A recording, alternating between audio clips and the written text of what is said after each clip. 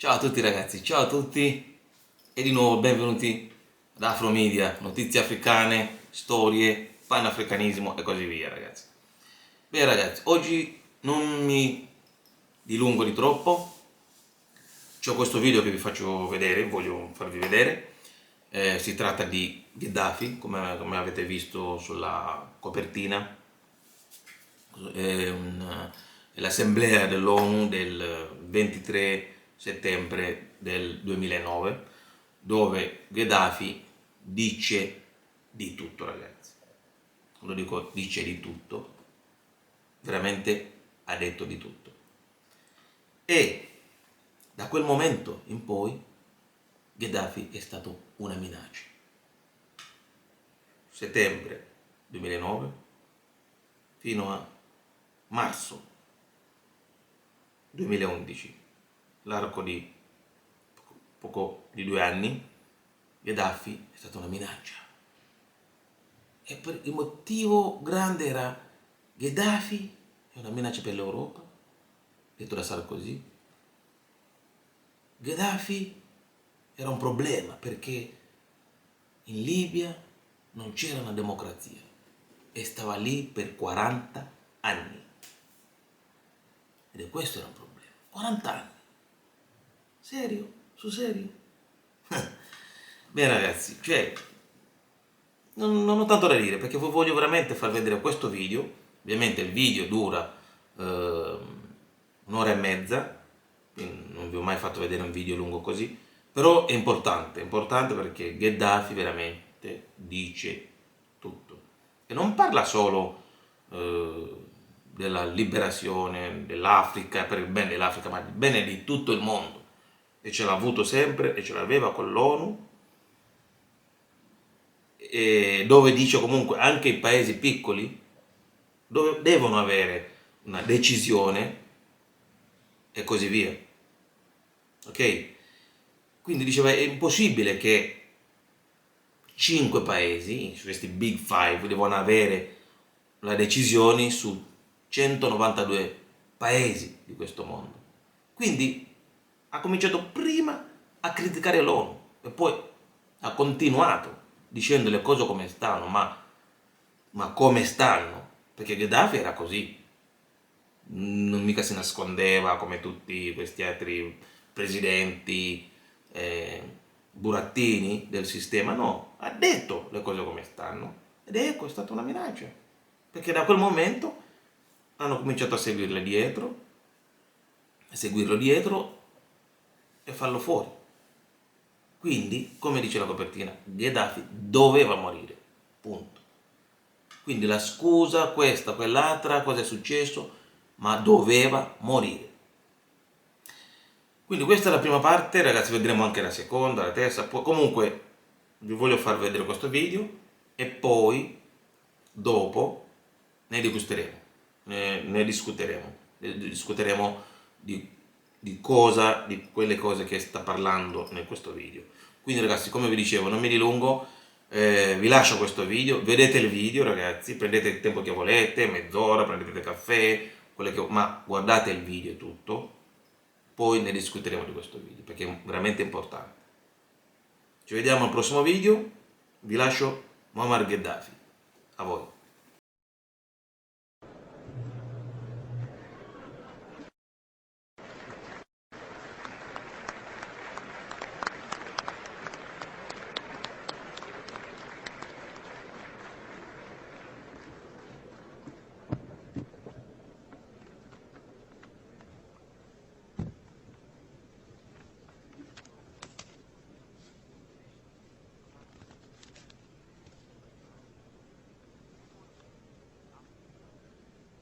بسم الله. حضرات السادة أعضاء الجمعية العامة للأمم المتحدة، أحييكم باسم الاتحاد الأفريقي. In the name of the African Union, I would like to greet the members of the General Assembly of the United Nations, and I hope that this meeting will be among the most historic in the history of the world. In the name of the General Assembly at its 64th session, presided over by Libya of the African Union, of 1,000 traditional African kingdoms, and in my own name, I would like to take this opportunity as President of the African Union to congratulate our son Obama, because he is attending the General Assembly and we welcome him as his country is hosting this meeting.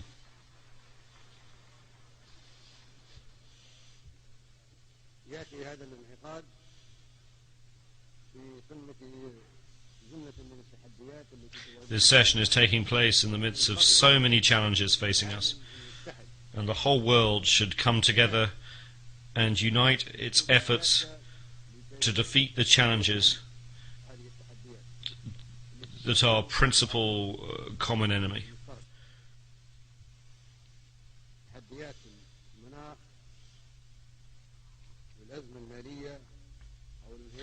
Those of climate change and international crises such as the capitalist economic decline, the food and water crises, desertification, terrorism, immigration, piracy, man-made and natural epidemics, and nuclear proliferation.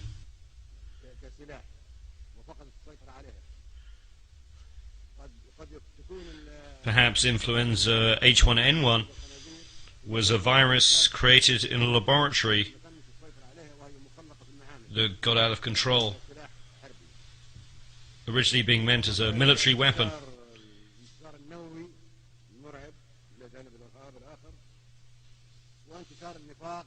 Such challenges also include hypocrisy, poverty, fear, materialism, and immorality.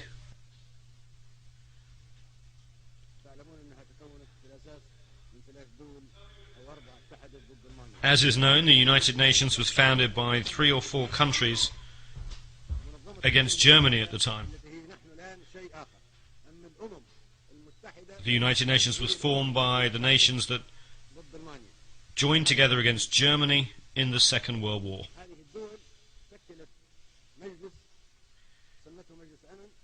Those countries formed a body called the Security Council, made its own countries permanent members, and granted them the power of veto. We were not present at that time. The United Nations was shaped in line with those 3 countries and wanted us to step into the shoes originally designed against Germany. That is the real substance of the United Nations when it was founded over 60 years ago. That happened in the absence of some 165 countries,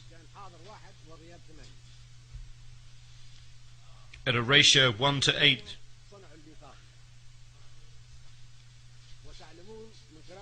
That is, 1 was present and 8 were absent. They created the Charter, of which I have a copy.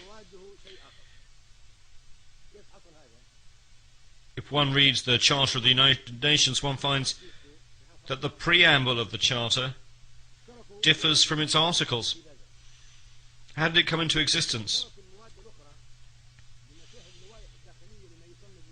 All those who attended the San Francisco conference in 1945 participated in creating the preamble, but they left the articles and internal rules of the procedures of the so-called Security Council to experts, specialists, and interested countries, which were those countries that had established the Security Council and united against Germany.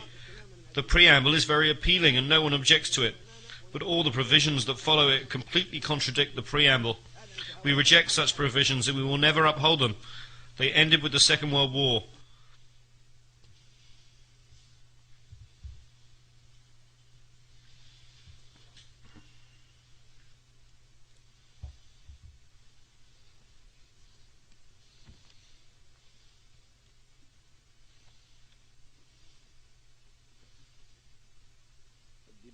تقول إن الأمم متساوية كبيرها وصغيرها. The preamble says that all nations, small or large, are equal.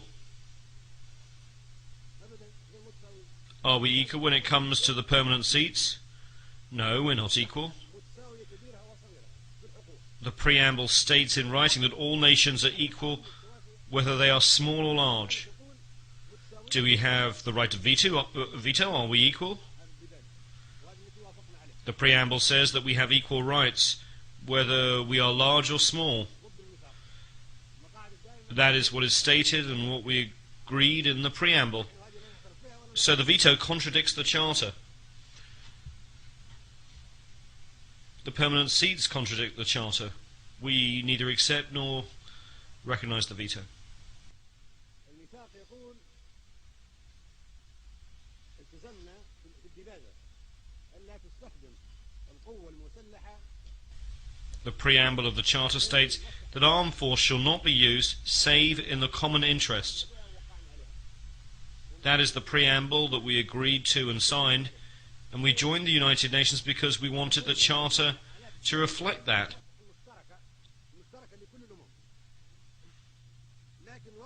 It says that armed force shall only be used in the common interest of all nations. But what has happened since then? 65 wars have broken out since the establishment of the United Nations and the Security Council. 65 since their creation, with the millions more victims than the Second World War. Are those wars and the aggression and force that were used in those 65 wars in the common interest of us all? No. They were in the interest of 1 or 3 or 4 countries, but not of all nations.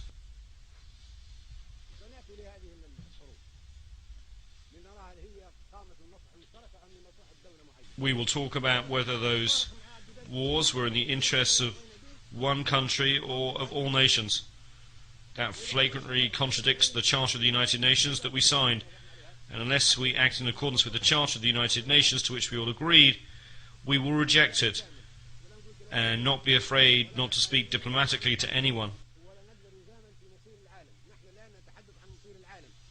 Now we are talking about the future of the United Nations. There should be no hypocrisy or diplomacy,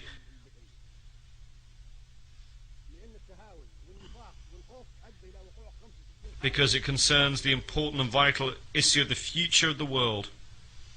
It was hypocrisy that brought about 65 wars since the establishment of the United Nations.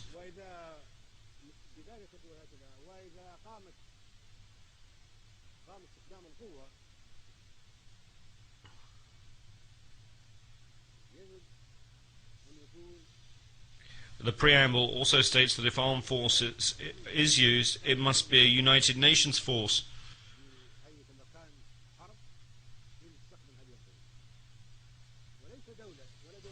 Thus military intervention by the United Nations with the joint agreement of the United Nations, not 1 or 2 or 3 countries using armed force.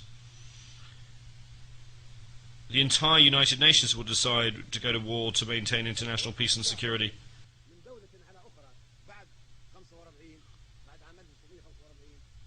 Since the establishment of the United Nations in 1945, if there's an act of aggression by one country against another, the entire United Nations should deter and stop that act.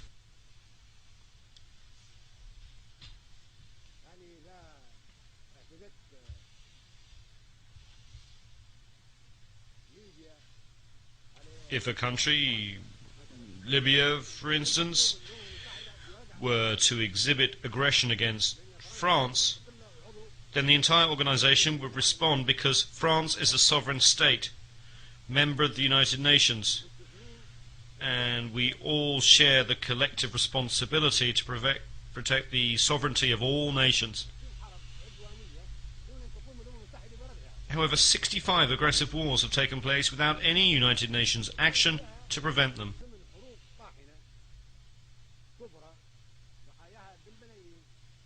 Eight other massive, fierce wars, whose victims number some 2 million, have been waged by member states that enjoy veto powers. those countries would have us believe they seek to maintain the sovereignty and independence of peoples and to use aggressive force against peoples. While we would like to believe that these countries want to work for peace and security in the world and protect peoples, they have instead resorted to aggressive wars and hostile behavior. Enjoying the veto they granted themselves as permanent members of the Security Council, they have initiated wars that have claimed millions of victims.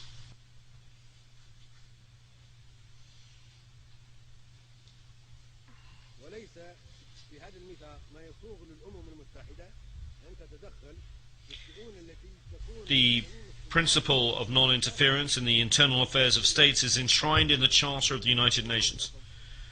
No country, therefore, has the right to interfere in the affairs of any government, be it democratic or dictatorial.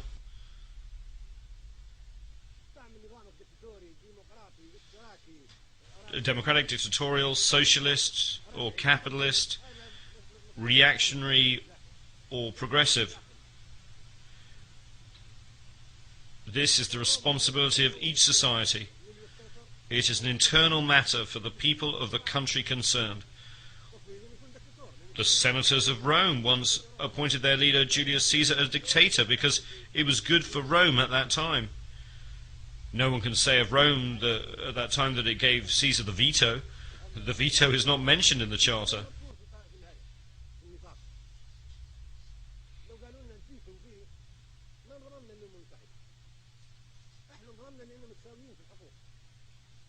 We joined the United Nations because we thought we were equals, only to find that one country can object to all the decisions we make.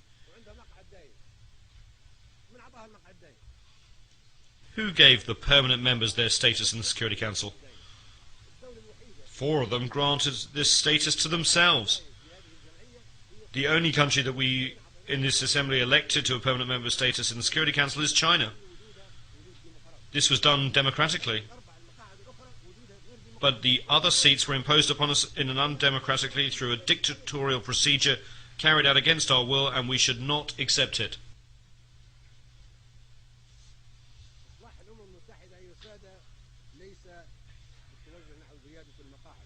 The Security Council reform we need is not an increase in the number of members, which would only make things worse.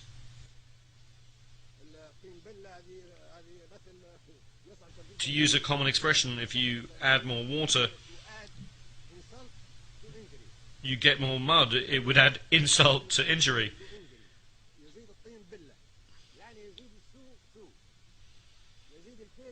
It would make things worse simply by adding more large countries to those that already enjoy membership of the Council.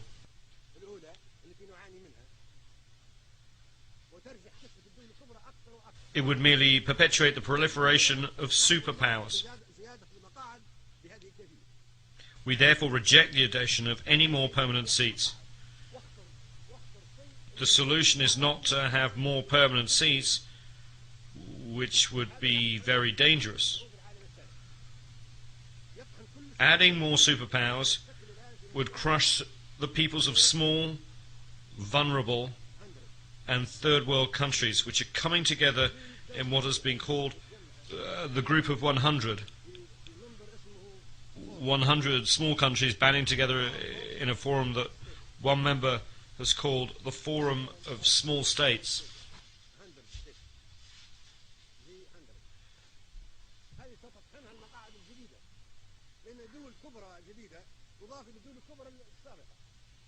These countries would be crushed by superpowers, were additional large countries to be granted membership in the Security Council. This door must be closed. We reject it strongly and categorically.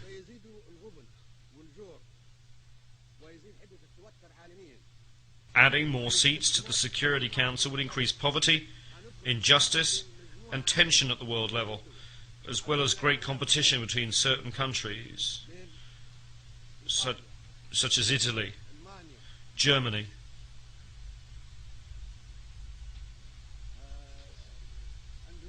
Indonesia, India, Pakistan, the Philippines, Japan, Brazil, Nigeria,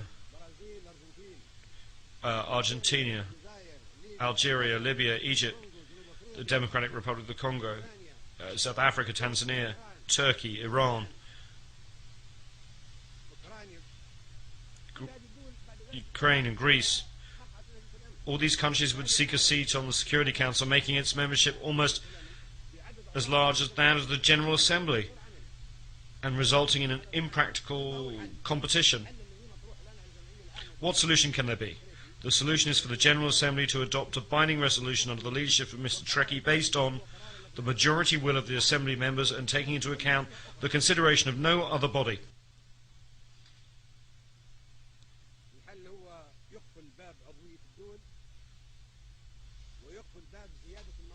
The solution is to close Security Council memberships to the admission of further states. This item is on the agenda of the General Assembly during the present session presided over by Mr. Trekkie. Membership through unions and the transference of mandates should supersede other proposals.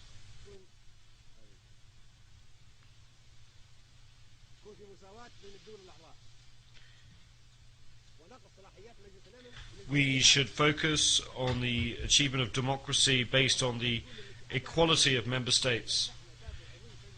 There should be equality among member states and the powers and mandates of the Security Council, and it should be transferred to the General Assembly.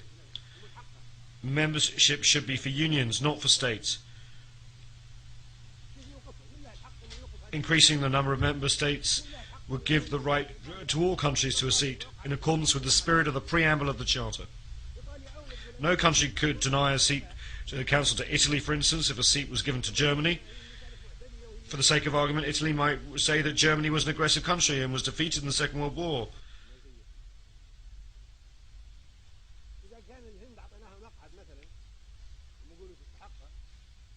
If we gave India a seat, Pakistan would say that it too is a nuclear country and deserves a seat. And those two countries are at war.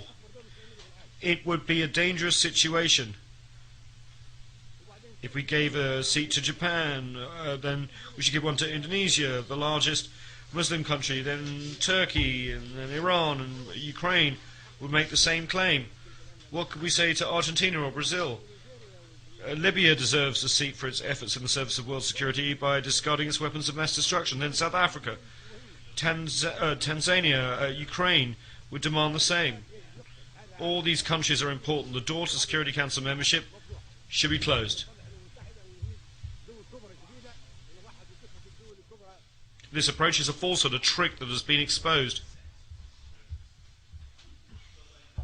If we want to reform the United Nations, bringing in more superpowers is not the way. The solution is to foster democracy at the level of the General Congress of the world, the General Assembly, to which the powers of the Security Council should be transferred. The Security Council would become merely an instrument for implementing the decisions taken by the General Assembly, which would be the Parliament, the Legislative Assembly of the world. This assembly is our democratic forum, and the Security Council should be responsible before it. We should not accept the current situation. These are the legislators of the members of the United Nations, and their resolutions should be binding. It is said that the General Assembly should do whatever the Security Council recommends. On the contrary, the Security Council should do whatever the General Assembly decides. This is the United Nations, the assembly that includes 192 countries. It is not the Security Council, which includes only 15 of the member states. How can we be happy about global peace and security if the whole world is controlled by only 5 countries?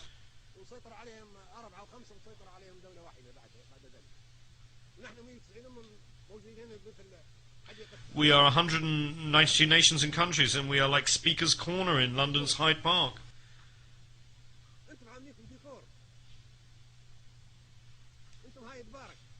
We just speak and nobody implements our decisions. we're a mere decoration without any real substance. We are Speaker's Corner, no more, no less.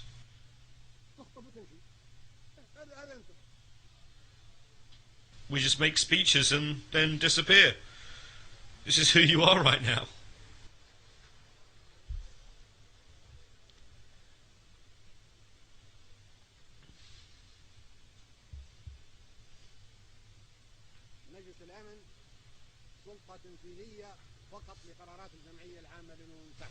Once the Security Council becomes only an executive body for resolutions adopted by the General Assembly,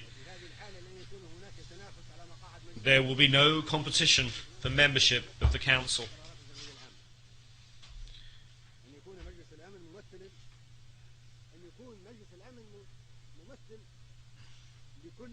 Once the Security Council becomes a tool to implement General Assembly resolutions, there will be no need for any competition.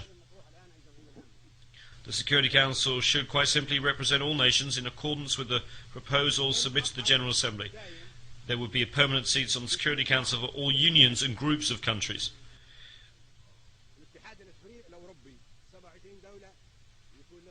The 27 countries of the European Union should have a permanent seat on the Security Council. The countries of the African Union should have a permanent seat on the Security Council. The Latin American and ASEAN countries should have permanent seats.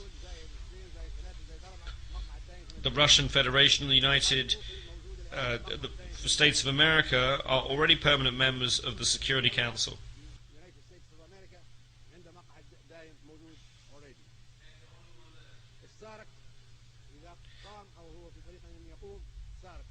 The Southern African Development Community, SADC, once it's fully established, should have a permanent seat. The 22 countries of the Arab League should have a permanent seat. The 57 countries of the Islamic Conference should have a permanent seat. The 118 countries of the non-aligned movement should have a permanent seat.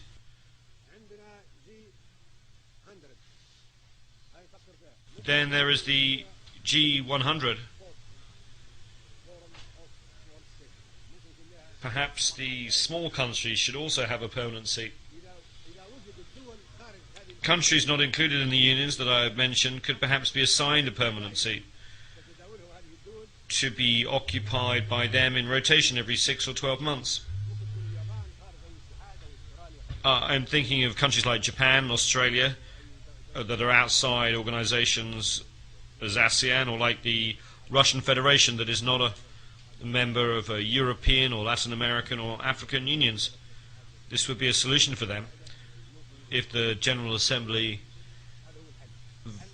votes in favor of it.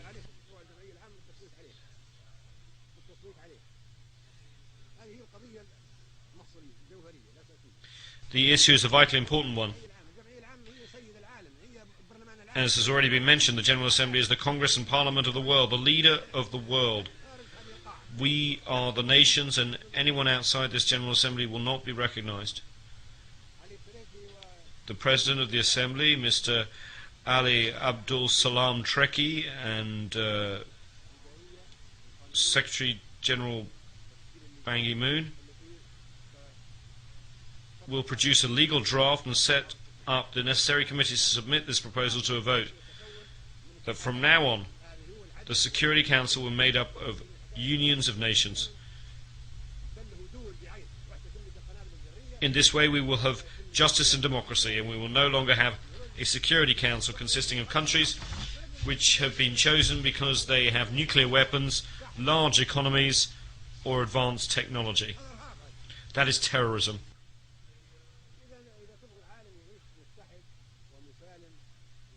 We cannot allow the Security Council to be run by superpowers. That is terrorism in itself. If we want a world that is united, safe and peaceful, this is what we should do. If we want to remain in a world at war, that is up to you. We will continue to have conflict and to fight until doomsday or the end of the world. All Security Council members should have the right to exercise the veto, or else we should eliminate the whole concept of the veto with this new formation of the Council. This would be a real Security Council. according to the new proposal submitted to the General Assembly, it will be an executive council under the control of the General Assembly, which will have the real power and make all the rules. هكذا تكون كل الأمم موجودة بالتساوي في مجلس الأمن كما هي موجودة بالتساوي. In this way, all countries will be on an equal footing in the Security Council, just as they are in the General Assembly. In the General Assembly, we are all treated equally when it comes to membership and voting. It should be the same in the Security Council.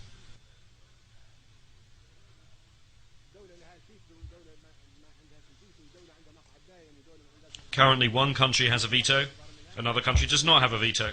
One country has a permanent seat, another country does not have a permanent seat. We should not accept this, nor should we accept any resolution adopted by the Security Council in its current composition. We are under trusteeship. We were colonized, and now we were independent. We are here today to decide the future of the world in a democratic way that will maintain the peace and security of all nations, large and small, as equals. Otherwise, it is terrorism. For terrorism is not just Al-Qaeda, but can also take other forms. We should be guided by the majority of the votes in the General Assembly alone. If the General Assembly takes the decision by voting, then its wishes should be obeyed and its decision should be enforced. No one is above the General Assembly. Anyone who says he is above the Assembly should leave the United Nations and be on his own.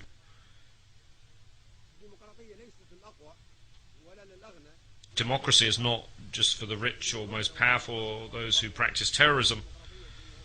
All nations should be and should be seen to be on an equal footing.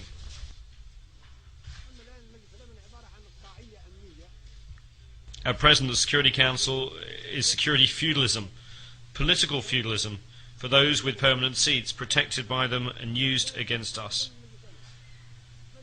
It should be called not the Security Council, but the Terror Council.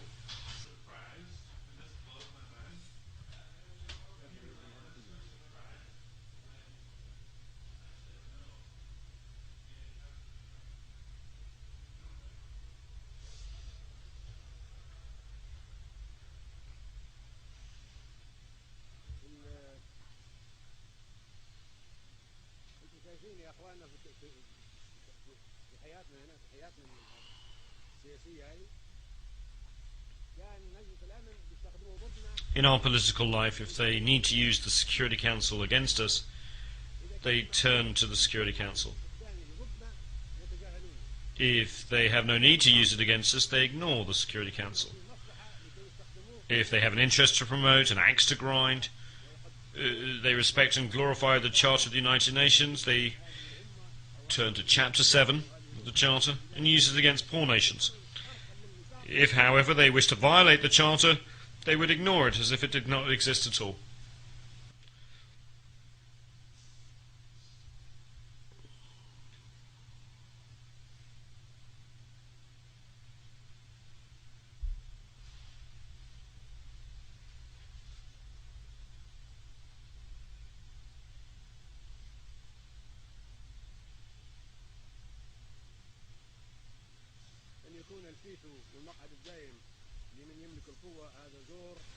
If the veto of the permanent members of the Security Council is given to those who have the power, this is injustice and terrorism and should not be tolerated by us. We should not live in the shadow of this injustice and terror. Superpowers have complicated global interests. They use the veto to protect those interests. For example, in the Security Council, they use the power of the United Nations to protect their interests and to terrorize and intimidate the Third World, causing it to live under the shadow of terror. From the beginning, since it was established in 1945, the Security Council has failed to provide security. On the contrary, it has provided terror and sanctions. It is only used against us. For this reason, we will no longer be committed to implementing Security Council resolutions after this speech, which marks the 40th anniversary.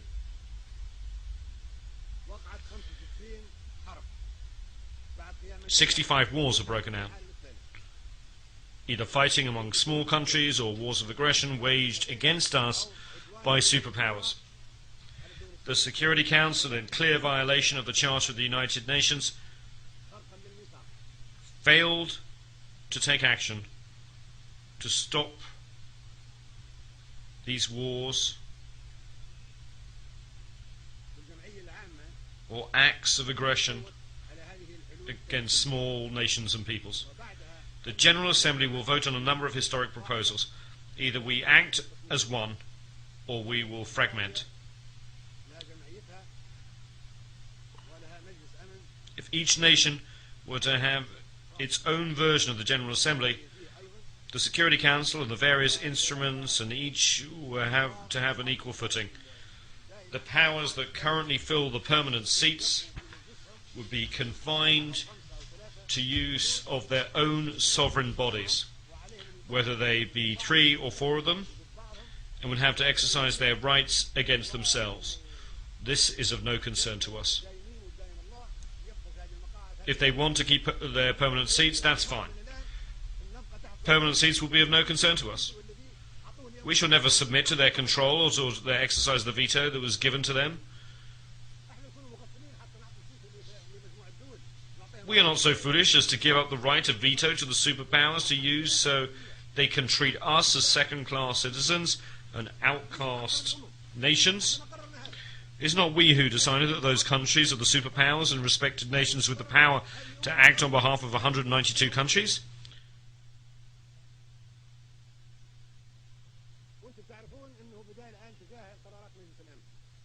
You should be fully aware that we are ignoring the Security Council resolutions because those resolutions are used solely against us and not against the superpowers, which have the permanent seats and the right of veto.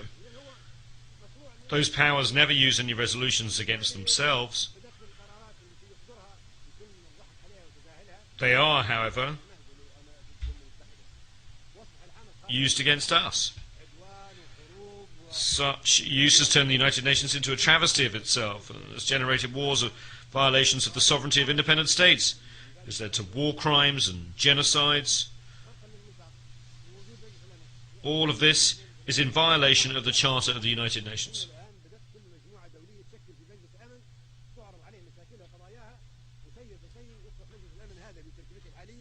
Since no one pays attention to the Security Council of the United Nations, each country and community has established its own Security Council, and the Security Council here has become isolated.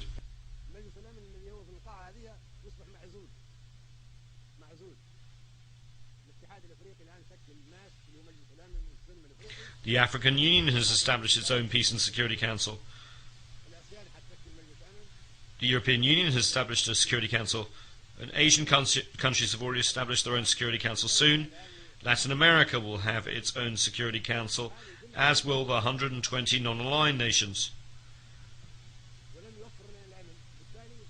This means that we've already lost the confidence in the United Nations Security Council, which has not provided us with security, and that's why we now are creating the new regional security councils. We are not committed to obeying the rules or the resolutions of the United Nations Security Council in its present form because it is undemocratic, dictatorial, and unjust.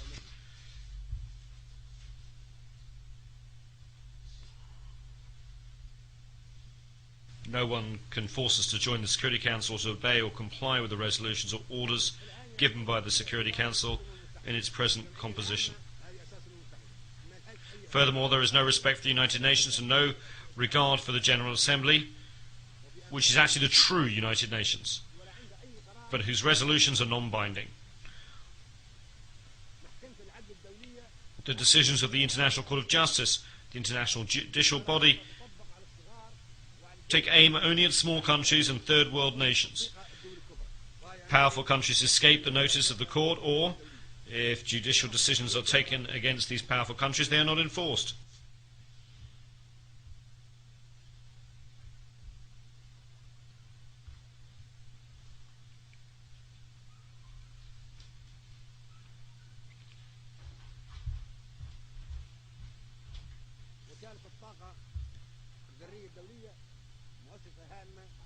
The International Atomic Energy Agency, IAEA, is an important agency within the United Nations.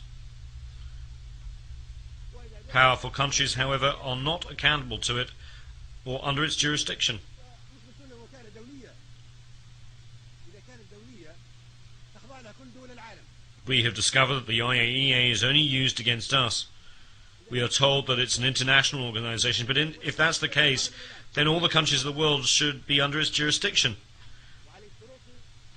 If it's not truly international, then right after this speech, we should no longer accept it and should close it down. Mr. Trekkie, in his capacity as President of the General Assembly, should talk to the Director General of the IAEA, Mr. Al-Baradei, and should ask him if he is prepared to verify nuclear energy storage in all countries and inspect all suspected increases. If he says yes, then we accept the agency's jurisdiction. But if he says that he cannot go into certain countries that have nuclear power and he does not have any jurisdiction over them, then we should close the agency down and not submit to its jurisdiction. For your information, I called Mr. El-Baradei when we had the problem of the Libyan nuclear bomb. I called Mr. El-Baradei and asked him if the agreements by the superpowers to reduce nuclear supplies were subject to agency control and under inspection, and whether he was aware of any increases in their activity. He told me that he was not in a position to ask the superpowers to be inspected. So is the agency only inspecting us? If so, it does not qualify as an international organization since it is selective, just like the Security Council and the International Court of Justice. This is not equitable, nor is the United Nations. We totally reject this situation.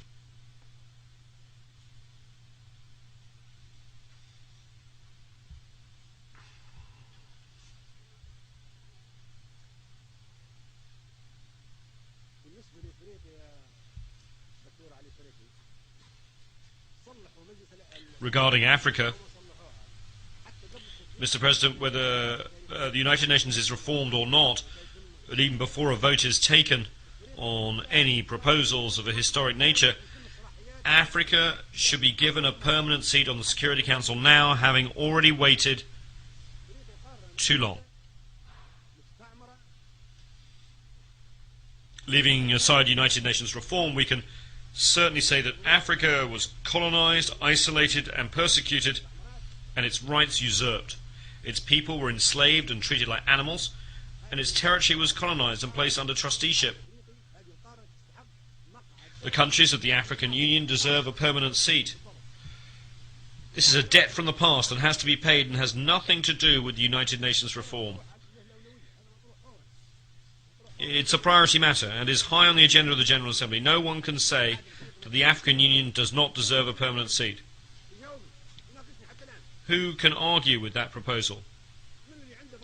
I challenge anyone to make a case against it. Where is the proof that the African Union or the African continent does not deserve a permanent seat? No one can possibly deny this.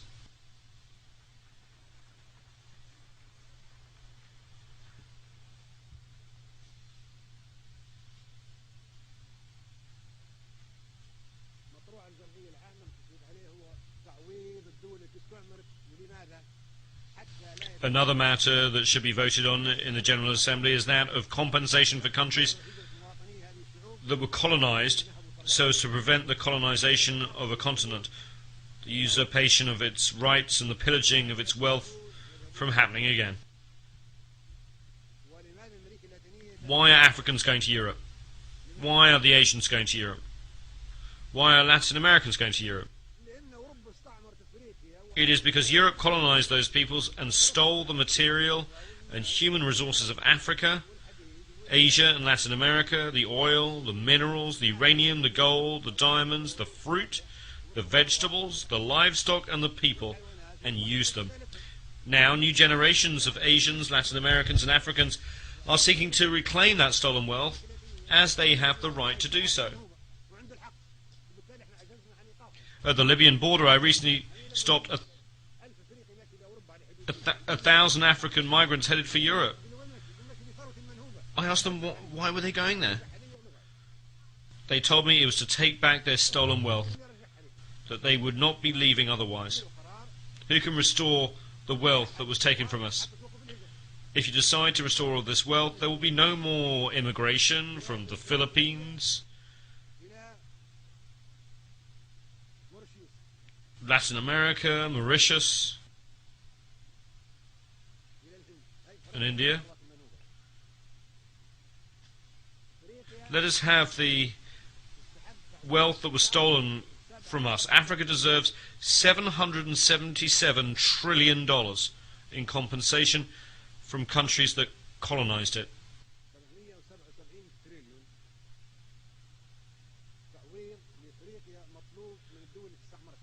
Africans will demand that amount. If you do not give it to them, they will go to where you have taken those trillions of dollars. They have the right to do so. They have to follow that money and bring it back again. Why is there no Libyan immigration to Italy, even though Libya is so close by? Italy owed compensation to the Libyan people. It accepted the fact and signed an agreement with Libya, which is adopted by both the Italian and the Libyan parliaments. Italy admitted that its colonization of Libya was wrong and should never be repeated, and promised not to attack the Libyan people by land, air or sea. Italy also agreed to provide Libya with $250 million a year in compensation over the next 20 years, and to build a hospital for the Libyans maimed as a result of the mines planted in Libyan territory during the Second World War.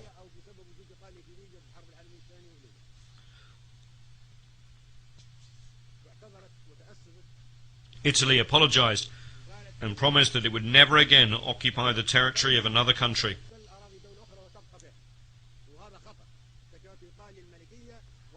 Italy, which was a kingdom during the fascist regime, has made rich contributions to civilization, should be commended for this achievement, together with Prime Minister Berlusconi and his predecessor, who made their own contributions in that regard.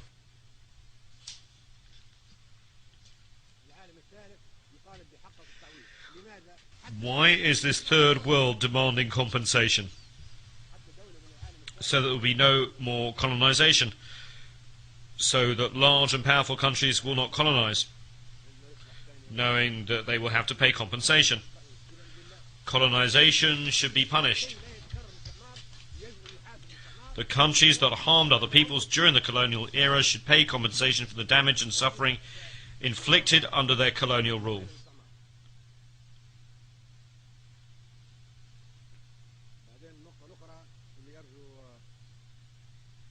There's another point that I would like to make.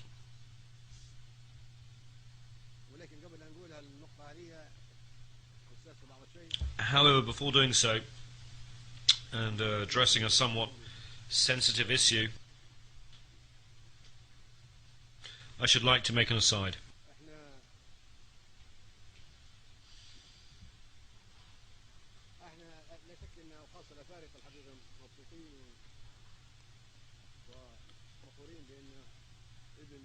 We Africans are happy and proud indeed. The son of Africa is now President of the United States of America. That is a historic event. Now, in a country where blacks once could not mingle with whites, in cafes or restaurants, or sit next to them on a bus, the American people have elected as their president a young black man, Mr. Obama, of Kenyan heritage. That is a wonderful thing, and we are proud. It marks the beginning of a change. However, as far as I am concerned, Obama is a temporary relief for the next 4 or 8 years. I am afraid that we may then go back to square one. No one can guarantee how America will be governed after Obama.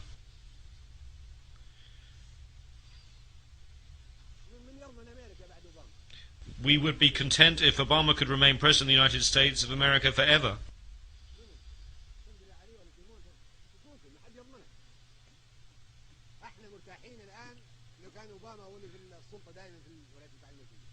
الخطاب اللي قاله أوباما قبل The statement that he just made shows is completely different from any American president that we have seen.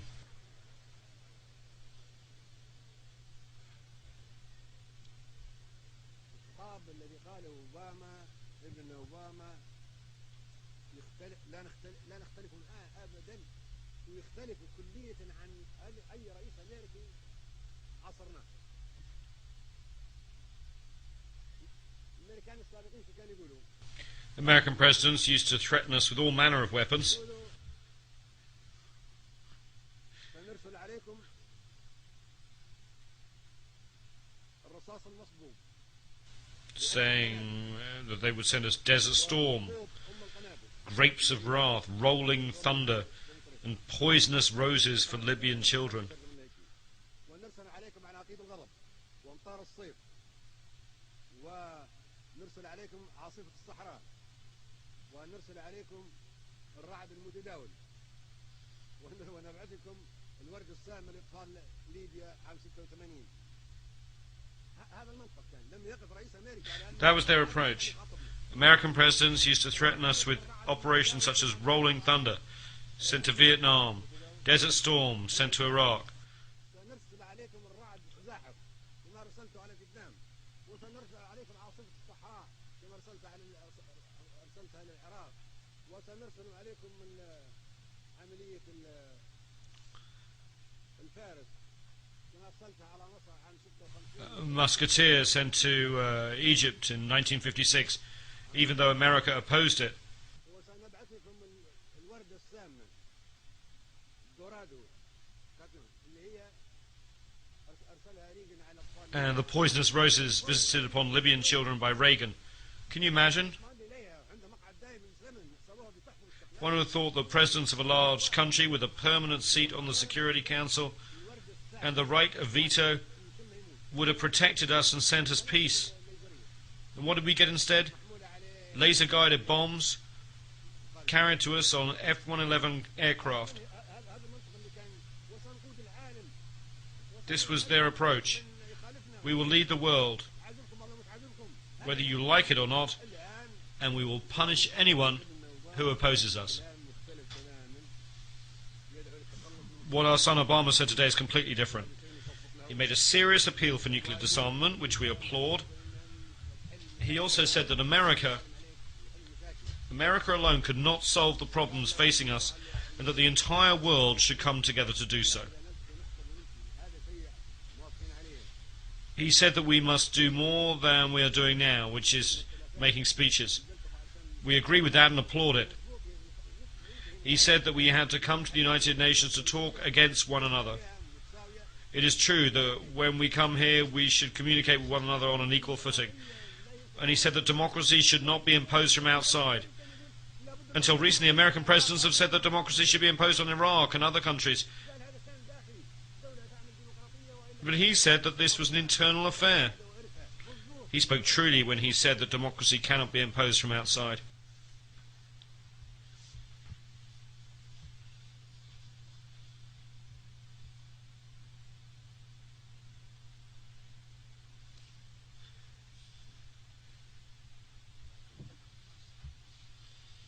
بالتالي لازم ننتبه قبل النقطة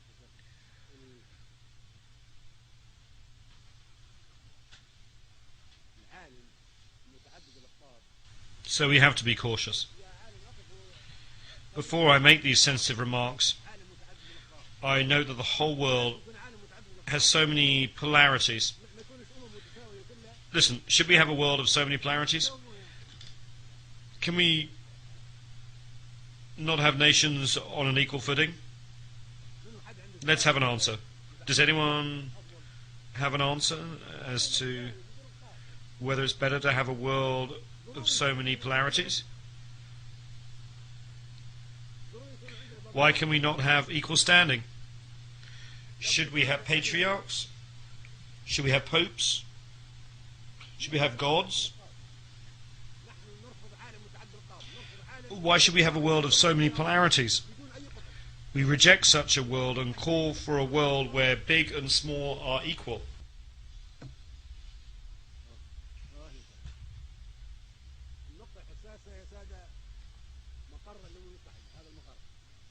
The other sensitive point is the headquarters of the United Nations. Can I have your attention, please?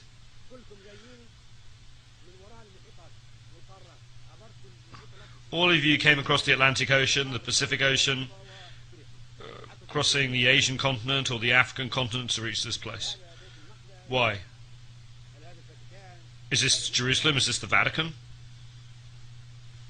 Is this Mecca? All of you are tired, you have jet lag and have sleepless nights.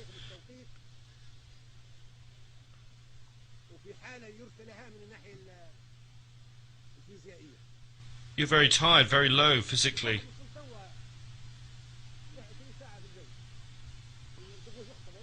Somebody arrived just now, flying 20 hours. Then we wanted to make a speech and talk about this. All of you are asleep. All of you are tired. It is clear that all of you are lacking energy because of having to make such a long journey. Why do we do that? Some of our countries are in night time and people are asleep. Now you should be asleep because your biological clock, your biological mind is accustomed to being asleep at this time. I wake up at 4 o'clock New York time before dawn because in Libya it's 11 in the morning. When I wake up at 11 it's supposed to be daytime. At 4 o'clock I am awake. Why? Think about it.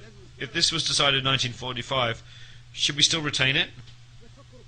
Why can we not think about a place that's in the middle, that is comfortable? Another important point is that America, the host country, bears the expenses and looks after the headquarters and diplomatic missions and looks after the peace and security of the heads of state who come here. They are very strict. They spend a lot of money. New York and all of America being very tight.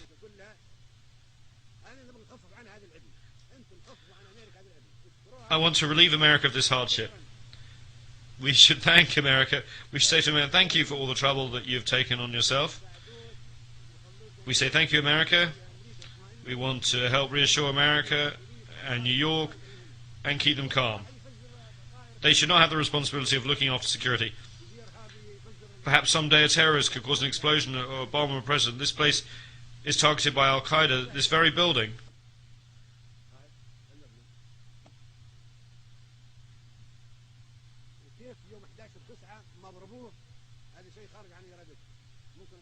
Why was it not hit on September 11th? It was beyond their power. The next target would be this place. I'm not saying this in an offhand manner. We have tens of members of Al-Qaeda detained in Libyan prisons. Their confessions are very scary. That makes America live under tension. One never knows what will happen. Perhaps America or this place would be targeted again by a rocket. Perhaps tens of heads of state will die. What we want to relieve America from this worry, we should take the place to where it is not targeted. Now, after 50 years, the United Nations headquarters should be taken to another part of the hemisphere. Another 50 years in the Western Hemisphere. For the next 50 years, it should be in the Eastern Hemisphere or in the Middle Hemisphere by rotation. Now, with 64 years, we have an extra 14 years over the 50. So the headquarters should be moved to somewhere else. This is not an insult to America, it's a service to America. We should thank America. This was possible in 1945, and we should not accept it now, of course. This should be put on the vote of the General Assembly.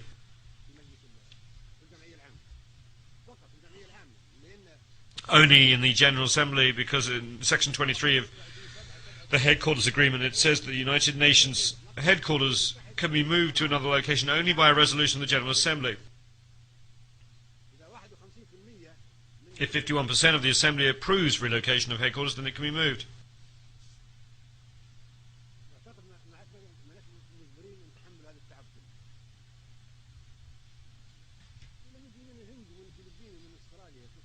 America has the right to make its security tight because it's targeted by terrorists and by Al-Qaeda.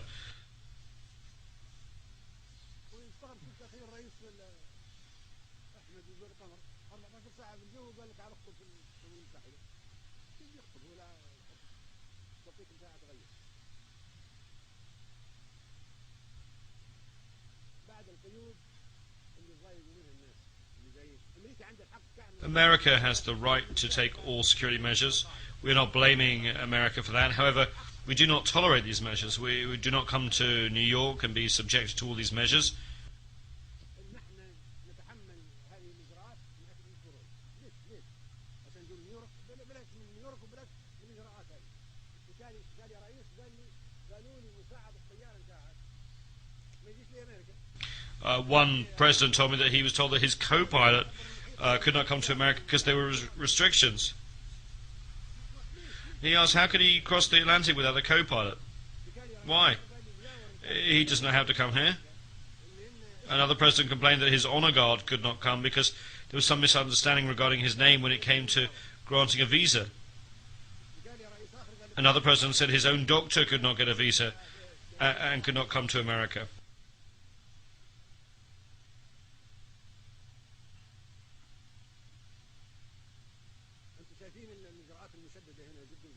The security measures are very strict.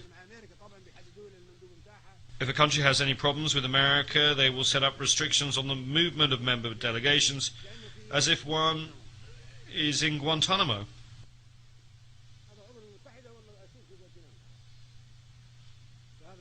Is this a member state of the United Nations? Or is it a prisoner in the Guantanamo camp that cannot be allowed free movement?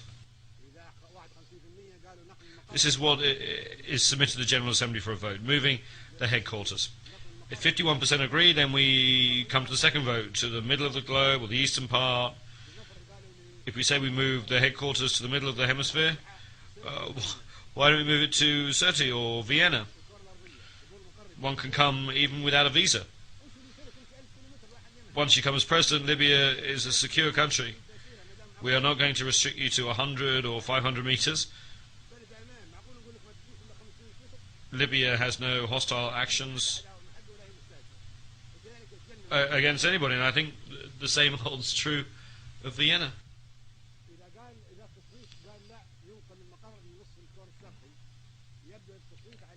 If the vote says we should move headquarters to the eastern part, then it will be Delhi or Beijing, the capital of China or the capital of India. That's logical, my brothers. I do not think there will be any objection to that. Then you will thank me for this proposal, for eliminating the suffering and trouble of flying 14, 15 or 20 hours to come here. No one can blame America or say that America will reduce its contributions to the United Nations. No one should have that bad a thought. America, I'm sure, is committed to its international obligations.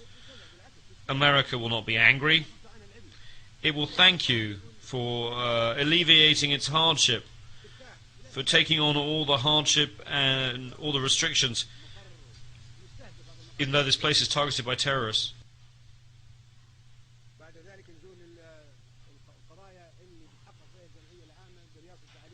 We come now to the issues that will be considered by the General Assembly. We are about to put the United Nations on trial. The old organizations will be finished and a new one will emerge. This is not a normal gathering.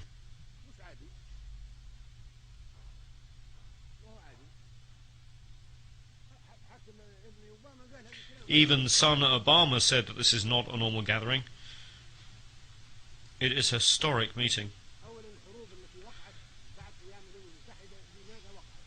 The wars that took place after the establishment of the United Nations, why did they occur? Where was the Security Council? Where was the Charter? Where was the United Nations?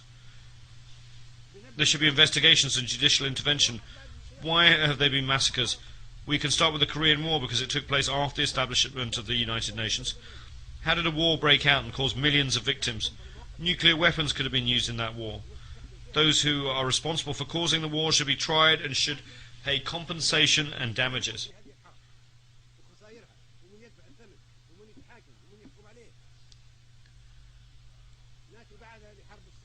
Then we come to the Suez Canal War of 1956. That file should be opened wide. 3 countries with permanent seats on the Security Council and with the right of veto in the Council attacked a member state of this General Assembly. A country that was a sovereign state, Egypt, was attacked. Its army was destroyed. Thousands of Egyptians were killed, and many Egyptian towns and entities were destroyed, all because Egypt wanted to nationalize the Suez Canal. How could such a thing have happened during an era of the United Nations and the Charter? How is it possible to guarantee that such a thing will not be repeated unless we make amends for past wrongs? Those were dangerous events, and the Suez Canal and Korean War files should be reopened. Next we come to the Vietnam War. There were 3 million victims of that war. During 12 days, more bombs were dropped than during 4 years of the Second World War.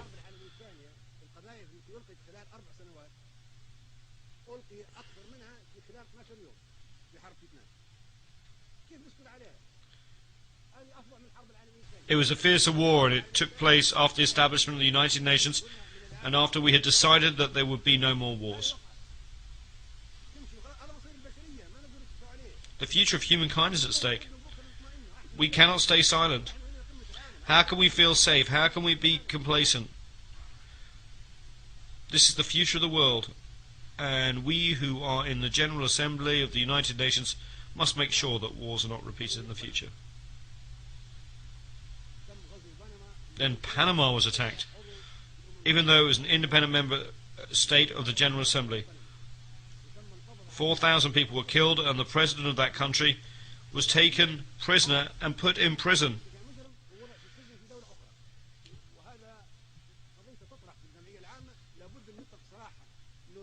Noriega should be released. We should open that file. How can we entitle a country that is a United Nations member state to wage war against another country, capture its president, treat him as a criminal and put him in prison? Who would accept that?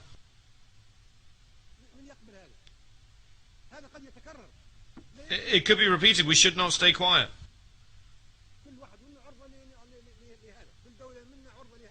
We should have an investigation.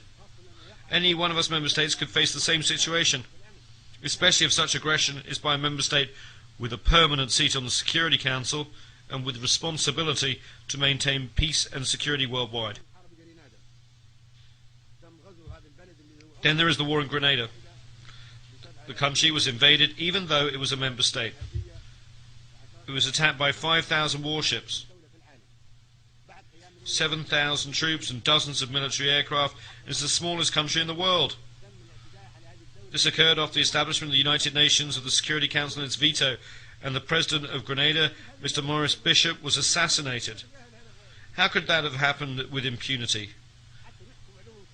It's a tragedy. How can we guarantee that the United Nations is good or not, that a certain country is good or not? Can we be safe or happy about the future or not? Can we trust the Security Council or not? Can we trust the United Nations or not? We must look into and investigate the bombing of Somalia. Somalia is a United Nations member state. It's an independent country under the rule of IDID. We want an investigation. Why did that happen? Who allowed it to happen? Who gave the green light for that country to be attacked? Then there's former Yugoslavia. No country was as peaceful as Yugoslavia, constructed step by step and piece by piece after being destroyed by Hitler.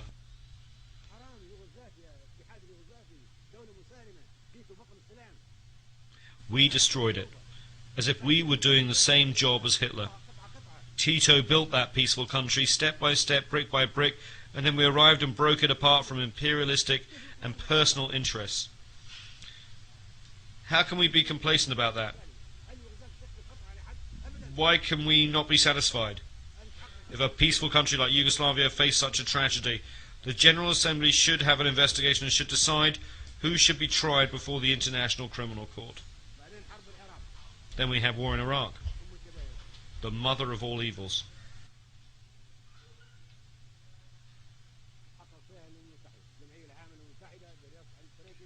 بتحقق في حرب العراق. حرب العراق تحت The United Nations should investigate that. The General Assembly, presided over by Mr. Trekkie, should investigate that. The invasion of Iraq was a violation of the United Nations Charter. It was done without any justification by the superpowers with permanent seats on the Security Council. Iraq is an independent country and a member state of the General Assembly. How could those countries attack Iraq? As provided for in the Charter, the United Nations should have intervened and stopped the attack.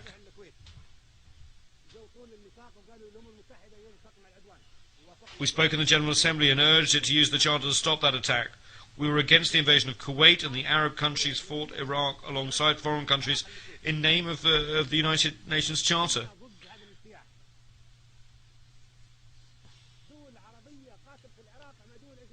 In the first instance, the Charter was respected.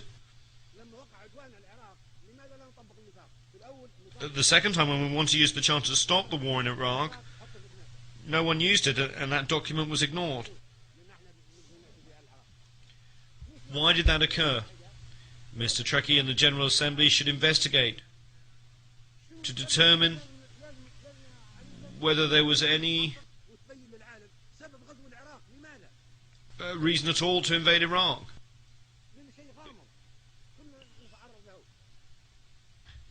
Because the reasons for that attack remain mysterious and ambiguous, and we might face the same destiny.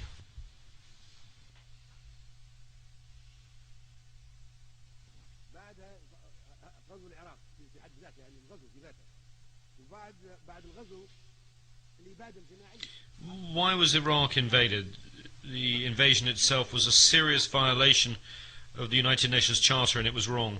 There was also a total massacre or genocide. More than 1.5 million Iraqis were killed. We want to bring the Iraqi file before the International Criminal Court, and we want those who committed mass murder against the Iraqi people to be tried. It's not easy for Charles Taylor to be tried, or Bashir to be tried, or for Noriega to be tried. It's all easy for them.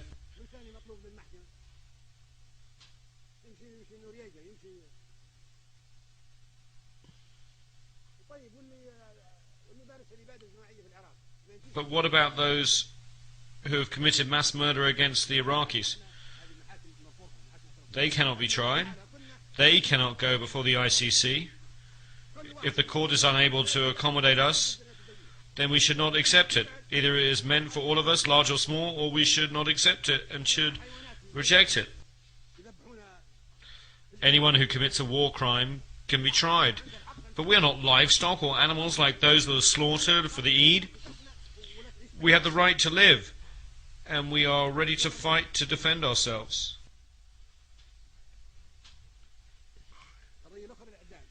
We have the right to live in dignity under the sun and on earth.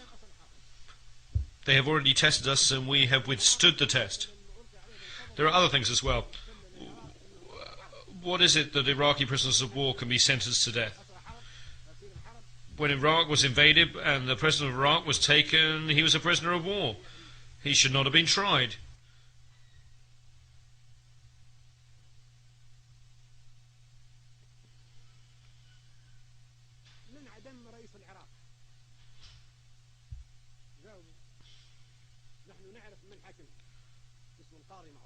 He should not have been hanged. When the war was over, he should have been released.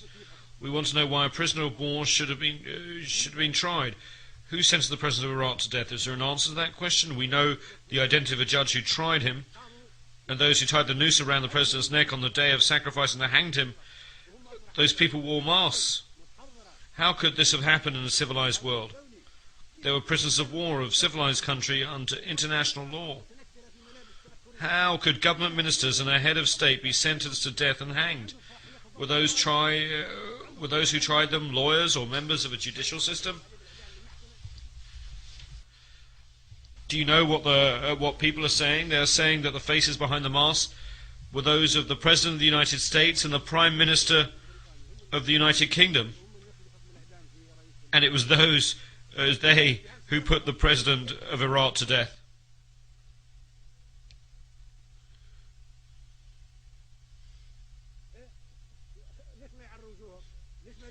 Why did the executioners not unmask their faces? Why do we not know their ranks? Why do we not know whether they were officers, judges, soldiers or doctors? How does it come to the President, the state member of the United Nations, was sentenced to death and killed?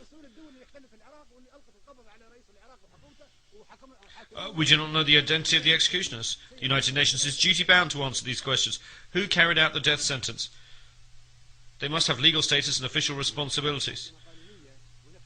We should know their identities, and we should know about the presence of a physician and the nature of all the legal proceedings. That would be true for an ordinary citizen, let alone for the President of a state member of the United Nations who was put to death in this manner.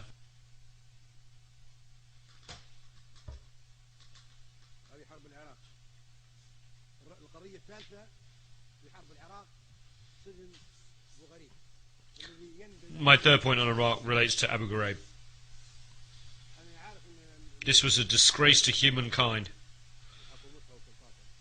I know the United States authorities will investigate the scandal, but the United Nations must not ignore it either.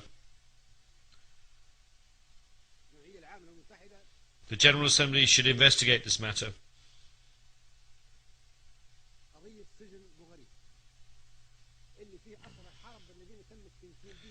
Prisoners of war held in Abu Ghraib prison were tortured.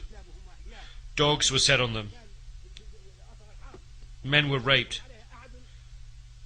This is the unprecedented in the history of war. It was sodomy, and it was an unprecedented sin, never before committed by past aggressors or invaders.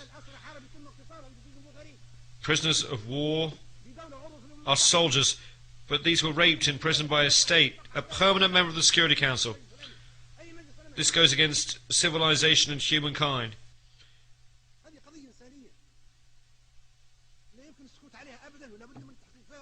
We must not keep silent. We must know the facts. Even today, 250,000 of Iraqi prisoners, men and women alike, remain in Abu Ghraib. They are being maltreated, persecuted and raped. There must be an investigation.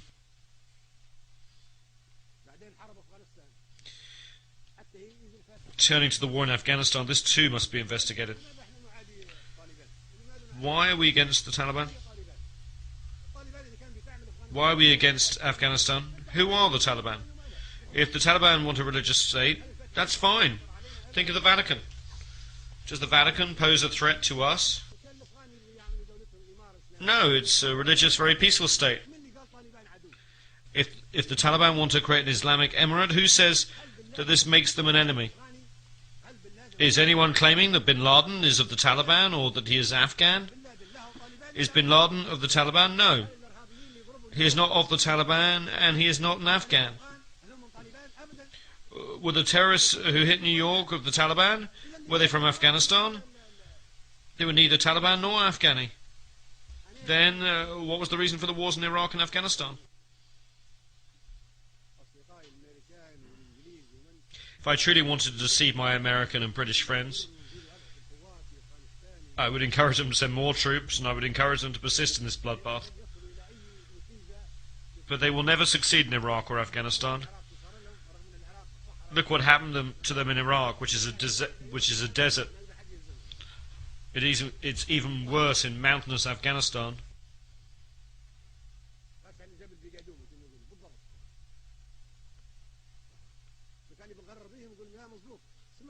If I wanted to deceive them, I would tell them to continue the wars in Iraq and Afghanistan. But no, I want to save the citizens of the United States, the United Kingdom, and other countries who are fighting in Iraq and Afghanistan. So I tell them, leave Afghanistan to the Afghans. Leave Iraq to the Iraqis. If they want to fight each other, they are free to do so.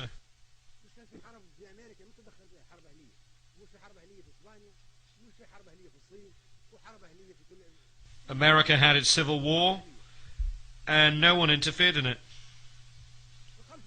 There were civil wars in Spain, China, and countries all over the world. No place on earth has been free of civil wars. Let there be a civil war in Iraq. If the Iraqis want to have a civil war and fight each other, that's fine. Who says that if the Taliban form a government, they would possess intercontinental missiles of the kind of airplanes that hit New York?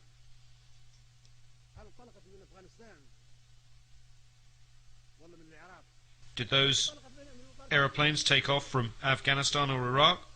No, they took off from American airports. So why is Afghanistan being struck? The terrorists were not Afghans or Taliban or Iraqis. Why are we silent? We must never be war devils. Anyone who does not speak the truth is a silent devil. We are committed to international peace and security. We do not wish to scorn or ridicule humankind. We want to save humanity.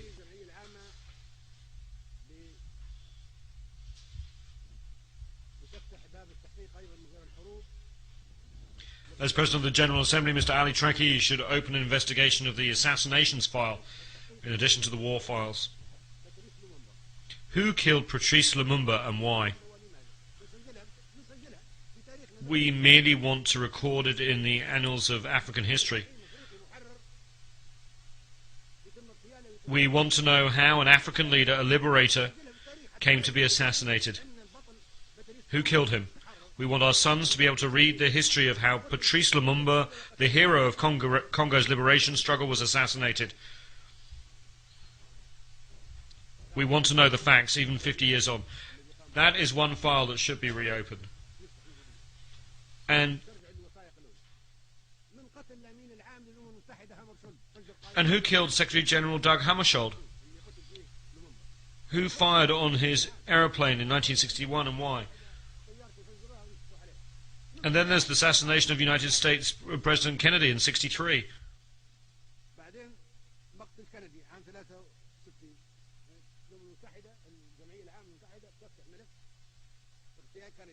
We want to know who killed him and why. There was someone called Lee Harvey Oswald, who was then killed by one Jack Ruby.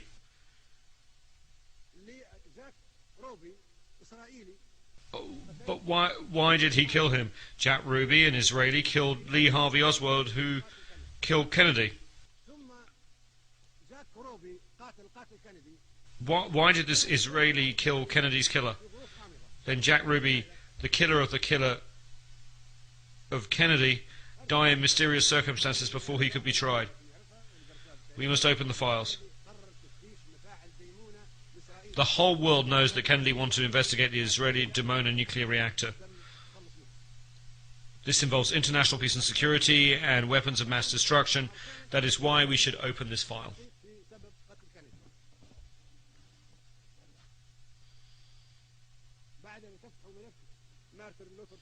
Then there's the assassination of Martin Luther King, the black reverend and human rights activist. His assassination was a plot, and we should know why he was killed and who killed him. And then there was Khalil Wazir, or Abu Jihad, a Palestinian, was attacked. He was living peacefully in Tunisia, a member state, and that country's sovereignty was not respected.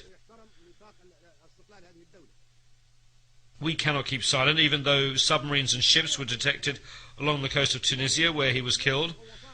No one was accused or tried. Abu Yad was also killed, and we should know how he was killed. He was killed in ambiguous circumstances.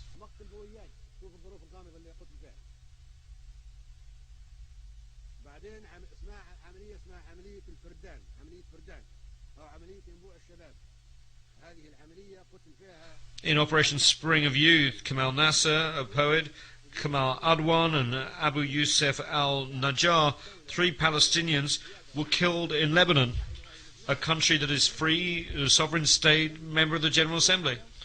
They were attacked and killed while sleeping peacefully. We should know who killed them, and he should be tried so that the crimes against humanity are not repeated.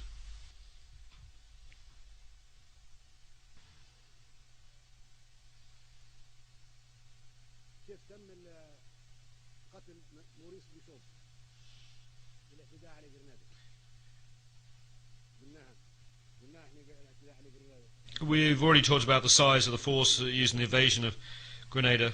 7,000 troops, 15 battleships, dozens of bombers. قلنا جرناطة تم الهجوم عليها ب7,000 جندي و15 سفينة حربية وعشرات الطائرات المقنبلة.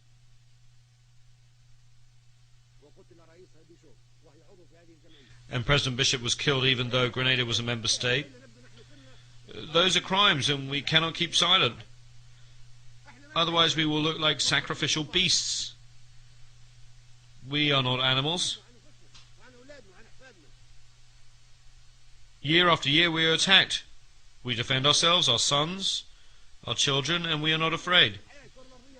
We have the right to live, and the earth is not destined for violence, but for us all. We can never live on this earth in such humiliation. So those are the wars.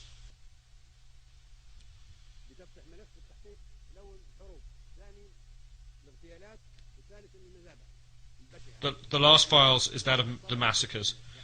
In the Sabra and Shatila massacre, 3,000 people were killed. That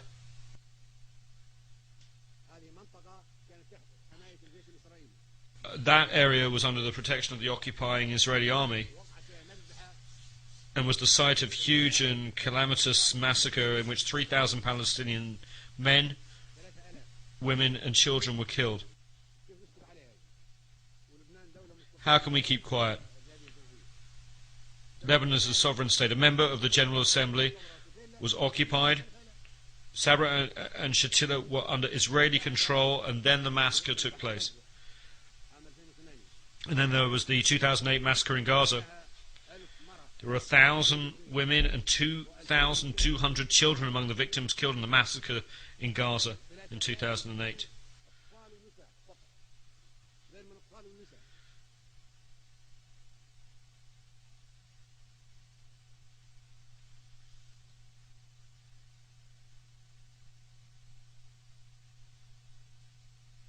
تم تدمير 50 مؤسسة تبع الأمم المتحدة تبع هذه الجمعية. 60 United Nations facilities and another 30 belonging to non-governmental organizations were damaged. 50 clinics were destroyed. 40 doctors and nurses were killed while carrying out humanitarian activities. This took place in Gaza in December 2008. The perpetrators are still alive, and they should be tried by the International Criminal Court. Should we try only the underdogs, the weak and the poor of the third world countries, and not important and protected figures?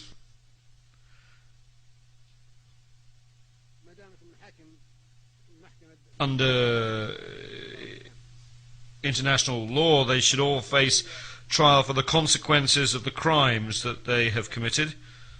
Otherwise, the role of the ICC would never be recognized. If the decisions of the ICC are not respected or implemented, if the General Assembly and the Security Council mean nothing, and if the International Atomic Energy Agency serves only certain countries and organizations, then what is the United Nations? It would mean that the United Nations is nothing, and this is insignificant. Where is it? There is no United Nations. Then, while piracy may be a phenomenon of the high seas, a form of terrorism, we may talk about the piracy in Somalia. Somalis are not pirates. We are the pirates. We went there and usurped their economic zones, their fishing, their wealth. Libya, India, Japan, America, any country in the world. We're all pirates. We all entered the territorial waters and economic zones of Somalia and stole. The Somalis are protecting their own fish, their sustenance. They have become pirates because they are defending their children's food. Now we seek to address that matter in the wrong way. Should we send warships to Somalia? We should send warships to the pirates who have attacked and seized the economic zones and wealth of the Somalis and the food of their children. I met the pirates, and I told them that I would negotiate an agreement between them and the international community that respects the 200-mile exclusive economic zone under the law of the sea. That protects all marine resources belonging to the Somali people. And that stops all countries from disposing of toxic waste along the Somali coast. In return, the Somalis would no longer attack any ships. We will propose and draft such an international treaty and submit it to the General Assembly. That is the solution. The solution does not lie in sending more military ships to fight the Somalis. That is not a solution. We are addressing the phenomena of piracy and terrorism in the wrong way. Today there is swine flu. Perhaps tomorrow there'll be fish flu. Because sometimes we produce viruses by controlling them. It is a commercial business. Capitalist companies produce viruses so that they can generate and sell vaccinations. This is very shameful and poor ethics. Vaccinations and medicine should not be sold.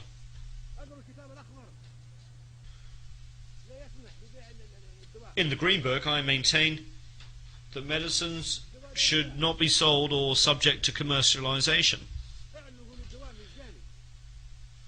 Medicines should be free of charge and vaccinations given free to children. But capitalist companies produce the viruses and vaccinations and want to make a profit. Why are they not free of charge? We should give them free of charge, not sell them.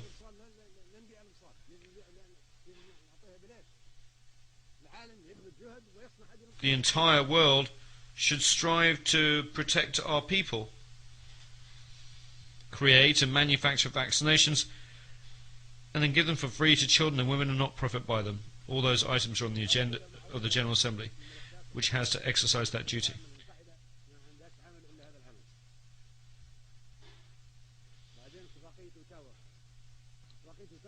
The Ottawa Convention on Landmines forbids the production of landmines. That is wrong. Landmines are defensive weapons. If I place them along the border of my country and someone wants to invade me, they may be killed. That's all right, because they're invading me. The convention should be reconsidered. I'm not taking that defensive weapon to another country.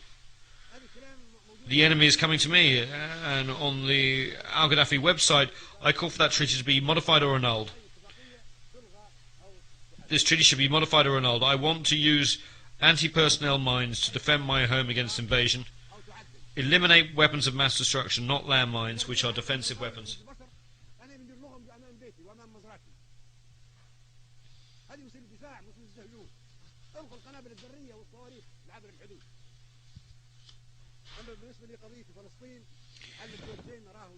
With regard to the Palestinian situation, the two-state solution is impossible. It is not practical.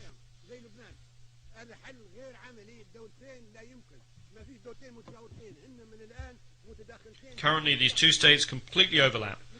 Partition is doomed to failure. These two states are not neighbours. They are co-extensive in terms of both population and geography.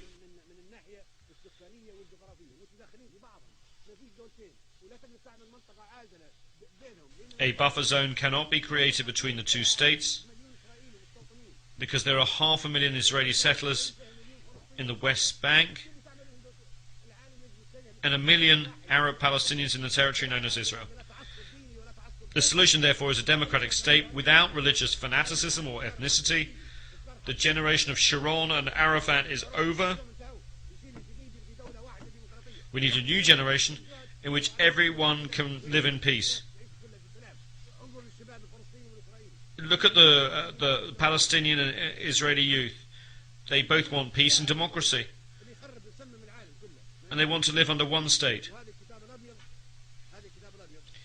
This conflict poisons the world.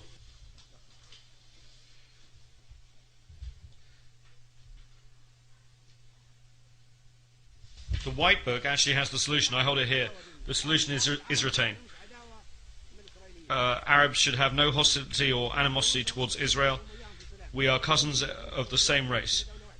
We want to live in peace. The refugees should go back. You are the ones who brought the Holocaust upon the Jews.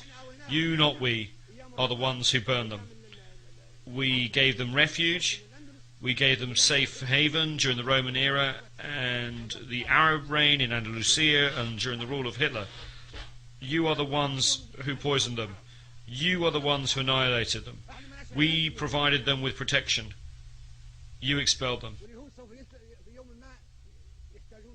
Let us see the truth. We are not hostile. We are not enemies of the Jews. And one day the Jews will need the Arabs. At that point, Arabs will be the ones to give them protection, to save them. And we hope, as we have done in the past.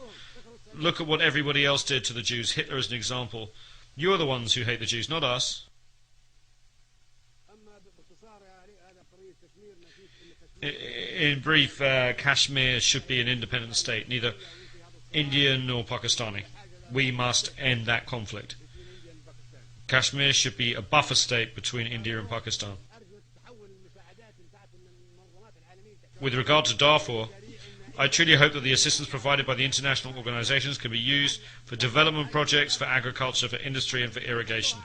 You are the ones who made it a crisis. You put it on the altar. You wanted to sacrifice Darfur so you could interfere in its eternal affairs.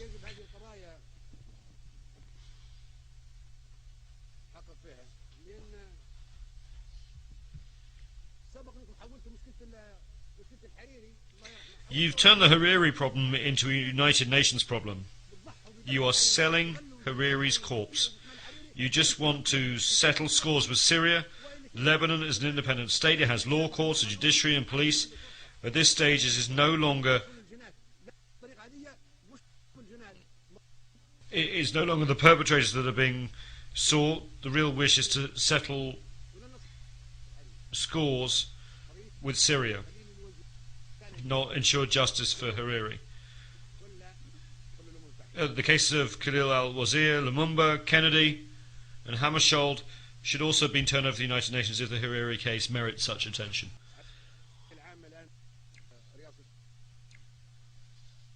The General Assembly is now under the presidency of Libya. This is our right.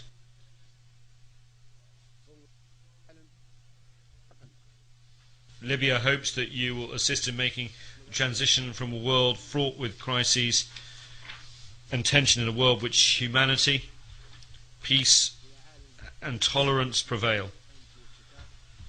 I will personally follow up on this issue with the General Assembly.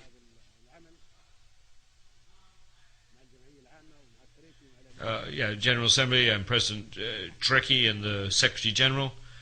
It is not our habit to compromise when it comes to the destiny of humanity and the struggles of the Third World and the 100 small nations, which should live in peace always.